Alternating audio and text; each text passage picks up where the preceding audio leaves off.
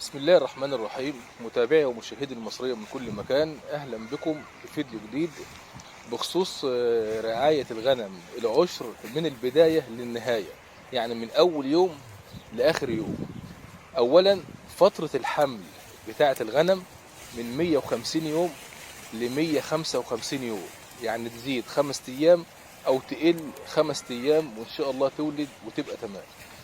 أول حاجة لازم تعملها قبل ما تدخل النعجة بتاعتك للعشر او موسم التلقيح، المفروض تحصن النعجة وتظبطها وتحارب وتعالج الديدان الجوف-معوية والكبدية، وتعالج القوب والجرب والبراغيث، يعني تحصن وتعمل تحصين كامل للأم عشان تأهل الأم لموسم التلقيح.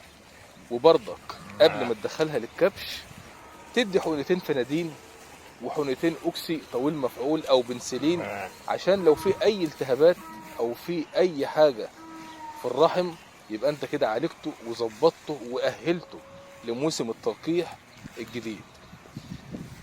تاني حاجة، النعجة وهي عشر ما ينفعش تدي اي ادوية من دماغك الا بالرجوع للطبيب البيطري، لان في ادوية ممكن تتاخد اثناء العشر وفي ادوية ما ينفعش تتاخد اثناء العشر.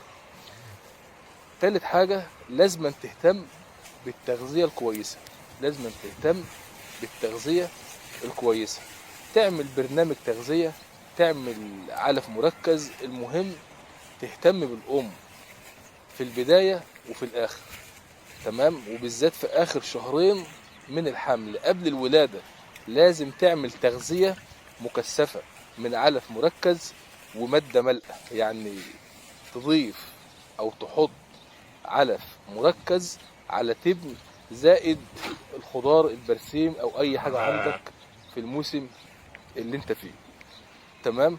وبرضك في آخر شهرين لازم تهتم بحقن الفيتامينات وبتجريع الأم عسل أسود، يعني يومين أو 3 أيام كل أسبوع على الأقل في آخر شهرين من الحمل، تمام؟ وتدي فيتامينات وتعمل تغذية مكثفة تهتم بيها عشان المولود وعشان اللبن يبقى تمام في الأم وفي الخلفة، تمام؟ لأن ما ينفعش الأم في آخر شهرين أو النعجة في آخر شهرين ما تديش أكل وما تديش علف مركز وما تحقنش فيتامينات وما تديش عسل اسود. كل الكلام ده يا جماعة بيساعد الأم على الولادة الصحيحة والتمام وإنتاج مواليد بصحة وحيوية ونشاط 100%، وبتفادي حاجة اسمها تسمم الحمل. العسل الأسود مهم جدا، مهم جدا جدا جدا بالنسبة لأي حاجة عشر على وش الأرض، بالنسبة للمواشي وبالذات الغنم. في آخر شهرين، في آخر شهرين قبل الولادة عندك غنم عشر، هتحط عسل أسود في مية الشرب بالليل، أو هتمسك كل نعجة وتجرحها عن طريق الفم عسل اسود خام، يعني كل راس من 30 ل 50 سنتي على حسب حجم النعجة اللي عندك، تمام؟ في اي وقت بعد الاكل، قبل الاكل، الصبح، بالليل، الظهر، المهم تدي مرتين او 3 في الاسبوع، تمام؟ عشان العسل الاسود برضه كويس ومفيد وملوش اي اثار جانبيه.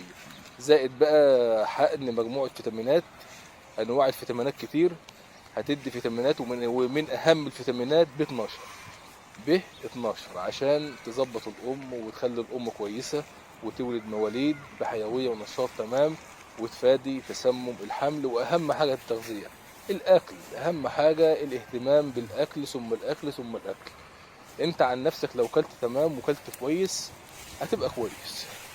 نفس القصه المواشي، مش عشان ان هم غنم ومواشي يبقى خلاص اكل اي حاجه، لا، تمام؟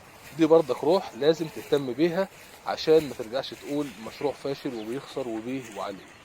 وإلى لقاء آخر، والسلام عليكم ورحمة الله وبركاته.